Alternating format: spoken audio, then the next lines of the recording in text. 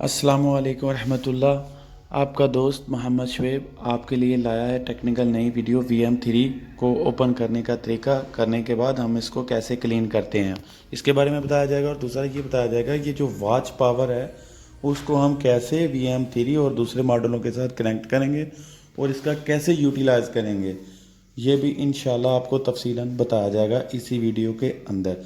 बाकी आपको पता है VM3 किसी तारीफ़ का मोहताज नहीं है, लेकिन आपको अब इसको ओपन करने का तरीका बताया जाएगा। नोट, जिनकी वारंटी ख़त्म हो चुकी है सिर्फ वो इसको ओपन करें, जिनकी वारंटी है वो ओपन ना करें। सबसे पहले हमने क्या करना है, हमने ये करना है इसकी आउटपुट पावर को हमने पहले ऑफ़ करना है, इसके बटन को ऑफ़ कर दिया, ठीक है। उसके बाद जो इसकी इनपुट वापटा है हमने उसका ब्रेकर ऑफ किया है। और तीसरा स्टेप इसका जो मेजर है अभी वो ये है कि जो सोलर पावर जो हमारी सोलर प्लेटों से आ रही है उसको हमने डिस्कनेक्ट करना है, ताकि इन्वर्टर को जब हम ओपन करें कि इसके अंदर किसी भी किस्म का चार्ज ना रह जाए जिसको हम टच करने से हमें इलेक्ट्रिक शॉक लगे। तो ये देखें अभी बिल्कुल अब LCD इसकी ऑफ हो चुकी है। अब हम इसको ओपन करेंगे। इसके नीचे दो स्क्रू हैं, दो इसके लेफ़्ट और दो राइट LCD कंट्रोलर जो मॉड्यूल है उसके हैं। जब हमने इसको ओपन किया उसके स्क्रू को, उसके बाद हम देख रहे हैं कि उसके अंदर दो फीमेल कनेक्टर लगे हुए हैं। जो छोटे वाला वो इसके पावर बटन ऑन ऑफ का है, दूसरा इसके सिस्टम का है जो इसको सॉफ्टवेयर कंट्रोलर के थ्रू इसको कंट्रोल किया जा रहा होता है। ये अब इसकी बॉडी के लेफ़्ट और राइट पे कुछ स्क्रू लगे हुए हैं, कुछ इसकी टॉप पे हैं। तो ये हम सब के सब वन बाय वन ओपन करेंगे। जब हमने इसको ओपन कर लिया तो अब इसके ऊपर को इसको पुश करेंगे, इसके कवर को, तो इसमें से ये दोनों वायर निकाल के हम इसका कवर अब नीचे रख देंगे। तो ये देखें दोनों फीमेल कनेक्टर की वायर के कनेक्टर हैं।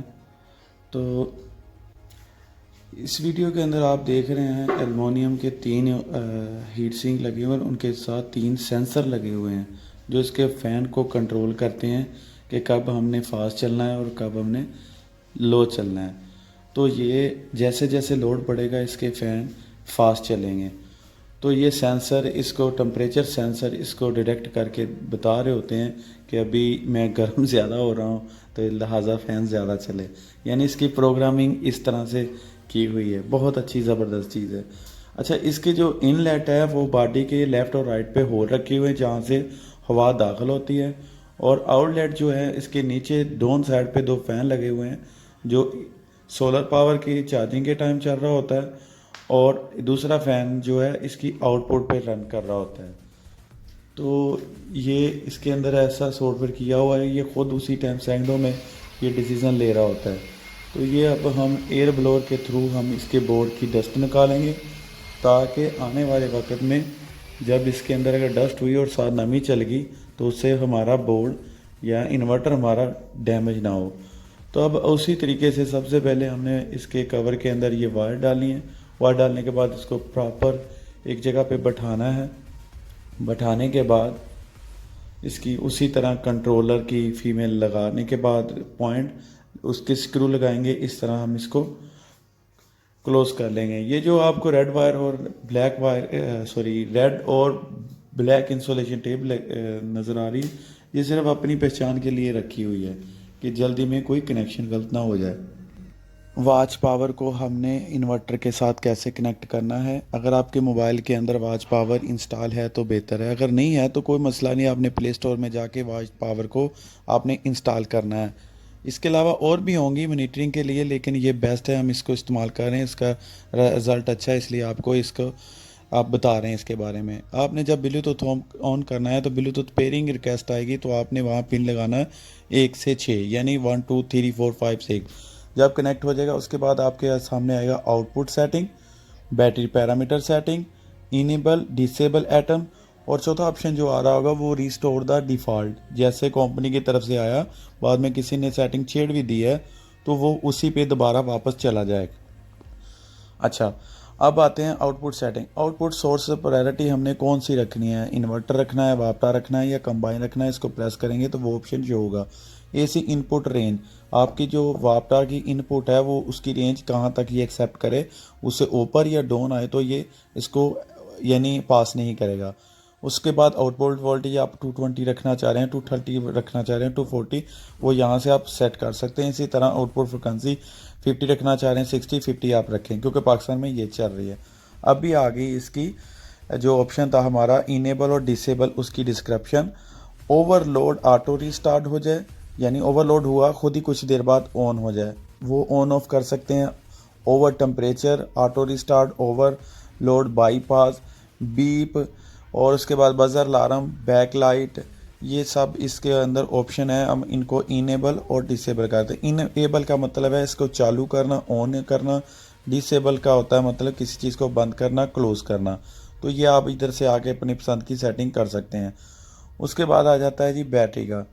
जो आउटपुट बैटरी के पैरामीटर सेटिंग है, उसकी बैटरी टाइप्स हमने सिलेक्ट करनी है। हमने ड्राई बैटरी लाई है, वो हमने तेज़ाब वाली लगाई है, उसकी सेटिंग के हिसाब से हम इसको एडजस्ट करेंगे। उसके बाद बैटरी कट ऑफ वोल्टेज, यानी वो अगर हमारा 24 वोल्टेज का सेटअप है तो कितने वोल्टेज हों तो ये हमारा डिस्कनेक्ट हो जाए।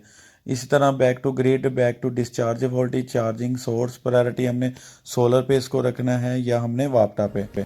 जब इसको आप प्रेस करते हैं इसके अंदर बाकायदा लिखा हुआ है कि आपने कंबाइन चलाना है। कंबाइन कहते हैं कट्ठों को मुश्तरका, वापटा और सोलर को। ये ज़्यादा आपकी जो घर की आउटपुट है वो सोलर से होगी, उससे लोड बढ़ रहा है, ऊपर से कम आ रहा है सोलर से, तो ये वापटा को थोड़ा सा साथ शामिल करेगा। बहुत अच्छा ये ऑप्शन है इसके अंदर। मैक्सिमम चार्जिंग करंट जो सोलर से है वो हम 30 एम्पेयर पे हमने अपना इन्वर्टर का सेट किया हुआ है, लेकिन आप इसको चेंज कर सकते हैं। इस तरह मैक्सिमम जो एसी चार्जिंग करंट है, यानी जो हम वापटा के थ्रू बैटरी को चार्ज करेंगे, पहले सोलर की बात हो रही थी, वो हमने अपनी मर्ज़ी से उसको 2 एम्पेयर एडजस्ट किया। अगर हम इससे ज़्यादा करते हैं तो हो तो जाएगा, लेकिन हमारा फिर इलेक्ट्रिसिटी जो बिल है वो बढ़ जाएगा। ज़ाहिर बात है, वो ये ज़्यादा पावर से उसको चार्ज करेगा तो बिल भी तो ज़्यादा आएगा ना। तो इस यानी बेस्ट वे है कि आप इसको सोलर से ही मैक्सिमम चार्जिंग दें, वापटा से कम रखें। आगे आज जुलाई आगे आ गया फ्लोटिंग बैटरी चार्जिंग, ये 27 वोल्टेज होते हैं बैटरी को चार्ज करने के लिए, क्योंकि बैटरी हमारी 24 वोल्ट की है। इसी तरह CV वोल्टेज 29.2 वोल्टेज हैं। बैटरी को लजर इसका ये फंक्शन होता है कि हम जैसे पुराने हमारे UPS हुआ करते थे, उसके कुछ अरसे बाद 1 साल बाद या 6 माह बाद हम उस बैटरी को उतार के जहाँ बैटरी की रिपेयरिंग करते हैं उनके पास बड़ा एक ट्रांसफार्मर होता था, उसके थ्रू इसको चार्ज करते थे ताकि इसके जो सेल्स हैं वो डीपली जो भी हैं वो अच्छी तरह चार्ज हो सकें। तो इसके अंदर ये ऑप्शन है, हम इसको 1 माह में खुद ऑटोमेटिकली या इसको मैनुअली हम इसको इसकी बैटरी की रिपेयरिंग कर सकते हैं। देखें अब आउटपुट वोल्टेज के बारे में डिस्कस करते हैं। हम पहले आपको बता चुके हैं इसके अंदर ऑप्शन 3 है, 220 वोल्टेज, 230, 240। अब इनका फंक्शन क्या है? फंक्शन ये है, अगर तो आपका इन्वर्टर जो आपके घर का लोड है उसके साथ ही है, 100 फुट के से ज़्यादा फासला नहीं है, तो आप इसको जो आपकी चीज़ें हैं 220 पे चलती हैं उस पर सेट करके चला सकते हैं। लेकिन अगर आपने सिस्टम अपना छत के ऊपर रखा हुआ है, 2 मंजिल या 3 मंजिल आपका घर है, तो वहाँ से जब 100 फुट से ज़्यादा वायर हो जाएगी, वो जब नीचे आएंगे तो हर वायर का किसी भी चीज़ की रेजिस्टेंस होती है, उसकी वजह से इसके वोल्टेज ड्रॉप होंगे। अगर आप 220 पे रख रहे हैं तो नीचे लाजम 210 या 205 आएंगे। तो उस चीज़ को रेक्टिफाई करने के लिए हम 100 फुट से ज़्यादा है तो हम इसको 230 पे कर देंगे, ताकि अगर रास्ते में कुछ 5-7 वोल्टेज ड्रॉप होते हैं तो हमारी चीज़ों को 220 पूरा मिले। तो इसलिए ये इसका ऑप्शन यूज़ किया हुआ उन्होंने। अब इसकी डिस्क्रिप्शन के बारे में बात करते हैं। जो इसकी पावर है वो ये 3200 वाट का है, 3.2 3200। तो मेरा ख्याल मैक्सिमम भाइयों को तो पता है, जिनको नहीं पता फर्स्ट टाइम देख रहे हैं इसकी डिस्क्रिप्शन के बारे में, भाई ये इसका सबसे बड़ा ये फ़ायदा, एक तो बैटरी के बगैर चलता है, दूसरा इसको हम जो MPPT वोल्टेज देने हैं वो 120 से लेके 450 VDC दे सकते हैं, और ये सीरीज़ में लगा के हम देंगे। आउट ऑफ क्लास इसका रिज़ल्ट है।